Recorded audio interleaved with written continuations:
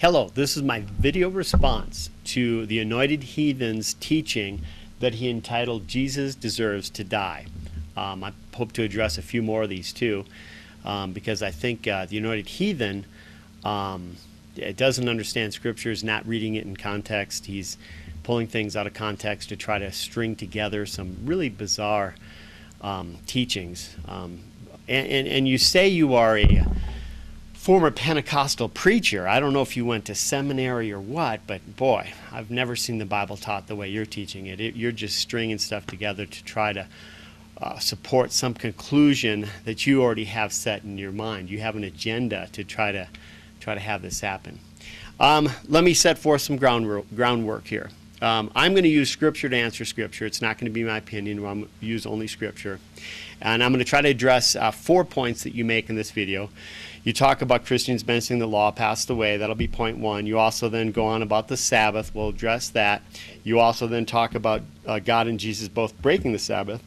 And then you talk about having to kill when God tells you to kill in regards to a Jeremiah passage. And also, for that matter, then you use John 8 in regards to the woman caught in adultery. So those are the 4 points I'm going to try to address. Let me start with the first one.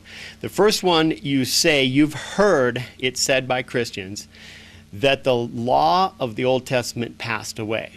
Okay, that would be called hearsay. That would be Christians stating something that's not biblical. They may be meaning something else or whatnot, because I'm not sure exactly what those Christians who told you that had meant.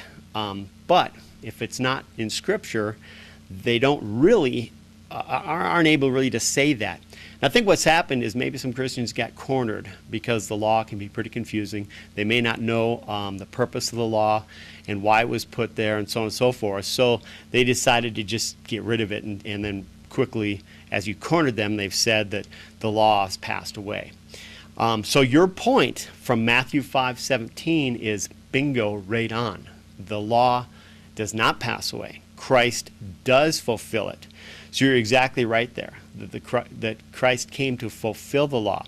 But let's take a look at some different passages. Let's look at Galatians 3, verse 24. And feel free to read this in context. It's really good.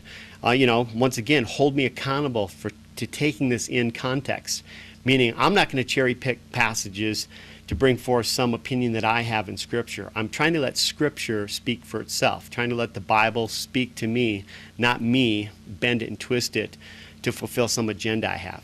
So let's look at this. Galatians 3, verse 24. This talks about the law. So the law was put in charge to lead us to Christ, that we may be justified by faith. You have to understand, the purpose of the law of the Lord, the 10 Commandments and all that goes with it, is to point us to Christ. It's to show us God's holiness, that God's standards are above us, that He has the right and wrong issue correct. Now, back in the Garden of Eden, if you go back to Genesis 3:4, we're dealing with the temptation of the serpent to Adam and Eve, okay, original sin, dealing with the forbidden fruit. We're not supposed to touch it. God gave us a command, and we turn around and disobey it. Now understand, by breaking God's law, we did not achieve the ability to discern right and wrong, which is what was promised to us by Satan. Let's look at it here. This is Genesis 3, 4, and 5. You will not surely die, the serpent said to the woman. Okay, God said if you do this, this, that, and the other, in regards to the forbidden fruit, you're going to die. The penalty will be death, separation from God. For God knows that when you eat of it, your eyes will be open, and you will be like God, knowing good and evil. Okay, this concept of knowing good and evil is something that mankind thinks we're in charge of. Since original sin came into us, we have, of course, the first effect, if you read that a little further, is they're ashamed originally. First thing is they feel shame because they know that there is another side to the coin. When they're in the Garden of Eden, they only know good. They're with God. Everything's good. Everything is good.